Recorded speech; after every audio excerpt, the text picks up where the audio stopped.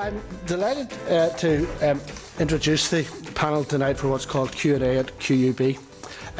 Nuala McKeever, comic actress, says here, played Emer for 2 series of Give My Head Peace, but also has some terrific lines which I'll share with people afterwards because they're too rude to repeat in public.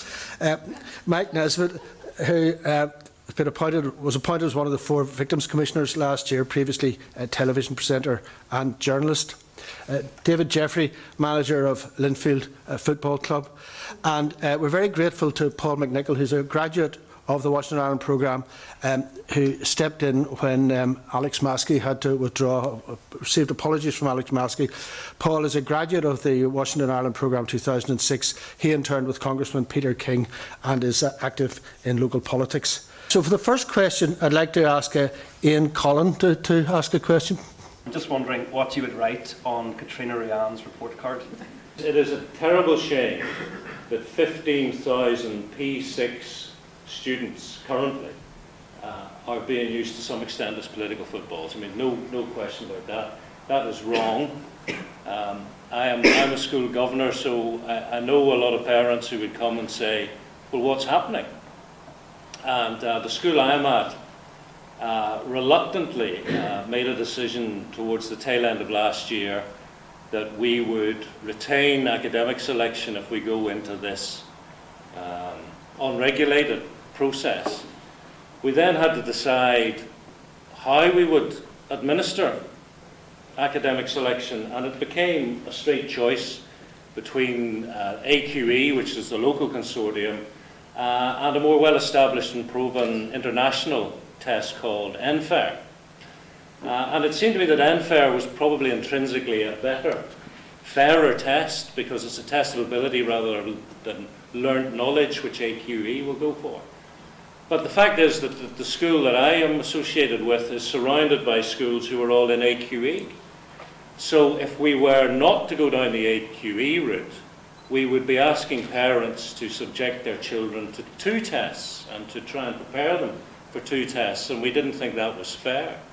But the upshot seems to be that we have a sectarian split between NFAIR and AQE, which is wrong.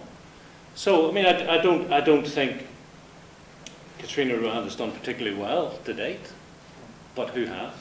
A lot of the young families that I know are very supportive of the Minister's position, or at least what she is attempting to do, because the current system, the 11 plus as currently is, feels 80% of P6, P7 students going through the system. So I think what she wants to attain is the right goal. Whether she's winning the battle of the hearts and the minds to persuade parents to back her plan or her proposals, I'm not too sure about, and I believe the media have a key role to play in that. But I do think what she's trying to do is to make the system for everyone. The one thing I was hoping wouldn't come up tonight, probably very stupidly, was the 11 plus, because I have to say I'm a bit in the dark about what Katrina Ruan's policy is. I know that there's a pulling away from the 11 plus, that's not going to happen. But I'm not clear about what is actually going to happen, and I think that's the problem. Most people aren't very clear, and didn't quite understand what you meant about the sectarian. Did you mean sectarian along Catholic Protestant, or just sectarian along divides between the A, V, Q, and the EQA and the... No, it seems that the Catholic maintained schools are basically going with the NFAIR test, and the Protestant schools are going with the AQE. I think it's appalling that we're in this position. It's a traumatic enough time anyway. And I don't know why there hasn't been able to be some clarity, why she hasn't been able to be clear about what she is putting. It strikes me that we've had enough time to work this thing out, at least to have come up with some system of implementing the change over a number of years in a way that was clear and practical, rather than this kind of halfway house where nobody's happy. So pretty overall, I would say, has done very badly. I will just speak from my heart in terms of education. I didn't realise what a Catholic was, or my friend what a Protestant was, until we went to different schools. James Close, I'll never forget James, and a great friend of mine. And that was the first sort of indication that we were different. And we have talked about children being political footballs and whatever else. Here's a key area of our lives where people want to be educated together and to share so much. And what frustrates me, and I think what has annoyed me about the political parties, is that it has been used as a political football to score political points off each other. I don't think Katrina Ryan has done very well at all. I think she's actually done quite poorly. But you see alongside that, the people who are having a pop, I can't really see an awful lot by ways of a viable alternative. And the thing that saddens me, and I'll keep this very brief, is as Mike has said, rather than bringing people together, we're now going to have 2 sets of 11 pluses. You know, so regardless of the argument about academic selection 11, we have gone back into our entrenched areas where there's going to be a Roman Catholic one and there's going to be a Protestant one, and that's it. And I just think that's a crying shame. I failed my 11 plus miserably, so absolutely miserably. And I remember the sacrifice my father made. We didn't have a car because he paid me for my first year into Sullivan. I left with a derisory 5 GCSEs, I was going to say 5 O-levels, and then you wouldn't even know what O-levels would be. 5 GCSEs, and I went off and did something else.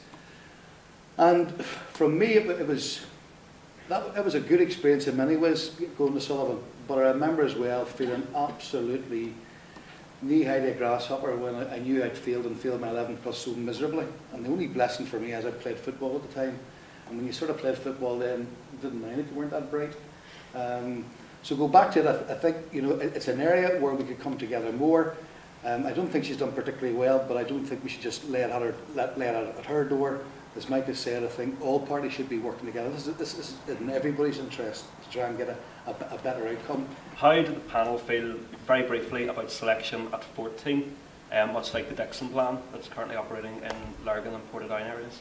I don't understand why that system doesn't just apply everywhere. I haven't heard anybody saying it doesn't work. I probably am uninformed about this, but I haven't heard any great debate about what's wrong with that system, and with some sort of a campus system where children can go to the same school and in some way be streamed so that they get the best education that's for them. I don't think it's beyond our capabilities in Northern Ireland to come up with a system that doesn't have to go down the road of the awful comprehensives that they have in England, which is what's been held up as the scaremongering thing by the people who are pro-academic selection 11. So I think with a bit of imagination, that would be a good starting point perhaps. So yeah, I'd be for that. Selection of 14 is much fairer to the child because the child is that much more mature and is making choices about GCSEs anyway at that stage. I think the difficulty is the school of state. You come out of primary school at 11, where are you going to go between 11 and 14 when you make those decisions? So I think that is a very practical logistical difficulty, but I would much prefer it. I think when the department asked the population what they felt, they were nearly 100%. You know, it was a huge majority in favour of scrapping the 11 plus, and I would like to see the end of the 11 plus. I think it's spiteful. I think it's unfair. I think it's a cruel examination. It leaves scars for life. David feels it. He's an incredibly successful guy. My wife, Linda Bryans, who would be a role model to many people, failed the 11 plus a lot of years ago and still carries that as a failure within her. It's a ridiculous thing to have to carry. So people are against 11 plus, but equally a lot of people are still in favour of selection. And I mean, I take Paul's point. We have too much emphasis, I think, on the fact that our top end does very well, and we kind of brush under the carpet the fact that the bottom end does incredibly badly, and we fail them.